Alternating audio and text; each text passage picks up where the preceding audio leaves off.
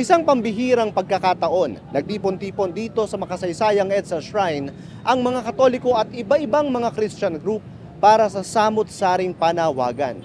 Kasama sa inilalaban nila ang pagsusulong ng impeachment ni Vice President Sara Duterte at ang pagbasura sa maanumalya raw na 2025 national budget sa ilalim ni Pangulong Ferdinand Marcos Jr.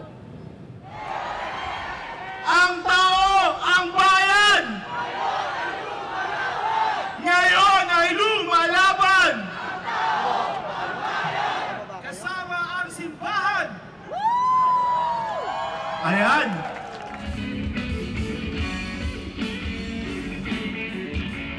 Nakausap natin ang ilang religious personalities sa rally na ito.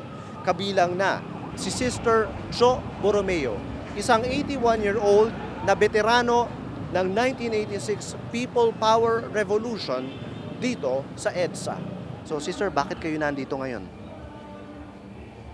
Well, more than ever, there is a call really for good governance, no? Masyadong brazen ang corruption at the moment, no? So this mobilization, this movement is sponsored by the clergy, no? Good for good governance. So pag may mga ganitong kilusan, I feel I have to be around because it is my way of making a stand. I always stand on the side of truth. And at this time, not to make a stand is to stand on the side of darkness. Makakasama naman natin ang isang social anthropologist, isang evangelical Christian at president ng Institute of Studies in Asian Church and Culture, si Dr. Melba Magay. So, Dr. Magay, bakit po kayo nandito ngayon sa EDSA Shrine? Well, first of all, sobra na at saka tama na. Sa ang tingin ko, kailangan kumilos ng taong bayan, lalo ng mga churches. Kasi kung meron mang countervailing na institution na kayang lumaban, no? At tapatan ang gobyerno, mga churches yun eh. Kami po ngayon ay patuloy na dumadalangin, tumitindig upang tutulan ang lahat ng ito. Mananagot ang dapat managot.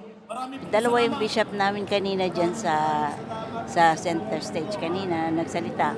And sa akin, malaking bagay yun eh, dahil ang mga evangelicals, yung mga National Council of Churches ng mga tao, UCCP, palagi silang nandyan.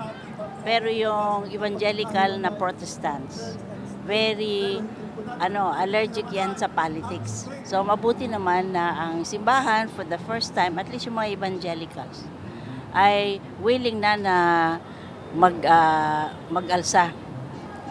Dahil issue na to ng massive na robbery, ano? Sabi nga, thou shall not steal, no?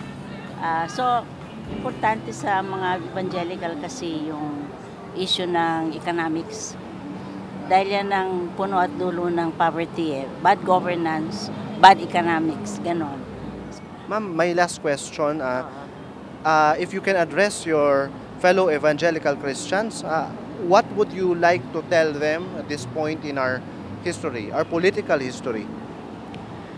I think it is time to express in action our faith. Kasi wala namang pagkakahiwalay yung evangelism and social action. Our faith tells us that both are parts of our Christian duty as evangelical Christians. So, importante that when you have a massive dishonesty in the way our funds are being misappropriated, I think it is time na ang mga evangelicals should rise up na kasi tama na eh, sobra na. Makasaysayan man ang pagtitipon ng mga religious group dito sa EDSA Shrine, may pagkakawatak-watak pa rin sa hanay ng oposisyon.